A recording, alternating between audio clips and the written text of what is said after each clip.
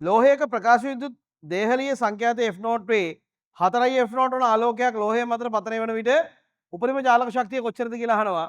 පුතේ මෙන්න මෙහෙම ඉලෙක්ට්‍රෝනයක් තියෙනවා නම් පද්ධතියක බන්ධනය වෙලා ශක්ති පැකට් එකක් ඇවිල්ලා මෙයාගේ වැදුනට පස්සේ මෙයාව ගලවන්න ඕන ශක්තිය ෆයි නම් උදාහරණයක් අපි උදාහරණයක් හිතමු මෙයාව ගලවන්න ඕන ජූල් 10 නම් මෙයාගේ ජූල් 80ක් එනවා කියලා හිතන්න. මේ ලෝහයෙන් ඉලෙක්ට්‍රෝනයක් ගලවන්න ඕන ශක්තිය ජූල් 10යි. හරි? ඒක තමයි කාර්යශක්තිය කියලා කියන්නේ. එතකොට මේ එන ශක්ති පැකට් එකේ ක්වොන්ටම් එකේ නැත්නම් ශක්ති ෆෝටෝනේ ජූල් 80ක් තියෙනවා කියලා හිතන්න. එතකොට මේ එක ෆෝටෝනයකට මේ වාගේ ඉලෙක්ට්‍රෝන කීයක් ගලවන්න පුළුවන්ද?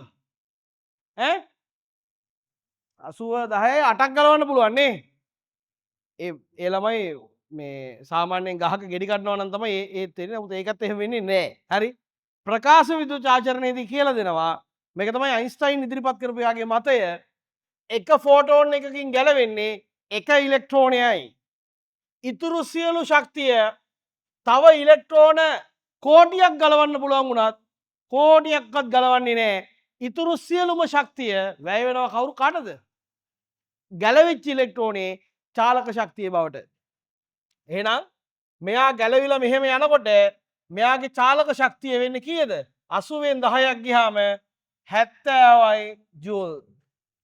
එතකොට දැන් මේ ගානට આવොත් එහෙම ගානේ ශක්ති ෆෝටෝනේ මේ එන පතනය වෙන එකාගේ සංඛ්‍යාතය 4යි F0 ලු මේ ලෝහයේ ඉලෙක්ට්‍රෝනය බැඳිලා තියෙන ශක්තිය එයාගේ දේහලීය සංඛ්‍යාතය F0 ලු. එතකොට මෙයාව ගලවන්න ඕන ශක්තිය අපිට හොයාගත හැකි E සමානයි HF. E සමානයි HF දාලා එතන HF නෝට් කියලා එනවා. මේ එන ශක්ති ෆෝටෝන් එකේ ශක්තිය අපිට ලියත හැකි h වාරයක් 4යි F0 කියලා. ඊට පස්සේ මෙයා ඇවිල්ලා වැදිලා මේක ගැලවිලා යනකොට පුතේ කොච්චරද? 4යි HF0 ඍණ HF0 ඒ කියන්නේ 3යි HF0 කියලා චාලක ශක්තියක් තමයි අවසානයේ ඉතුරු වෙන්නේ. සංඛ්‍යාතය ශක්තිය බවට හරවන්නේ ප්ලාන්ක් නීතියෙන් වැඩි කරලා මේක විදුලි චුම්බක තරංග වලට තමයි වළංගු වෙන්නේ.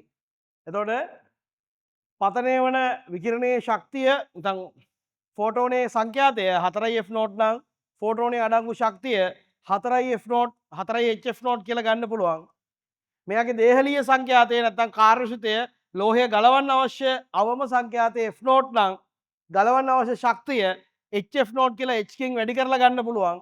එතකොට එළියට යන ගාන 4යි HF0 වලින් F0 HF0 අඩු වුණාට පස්සේ 3යි HF0 කියලා ඉතුරු චාලක ශක්තිය ජනනය කරන්න පුළුවන්.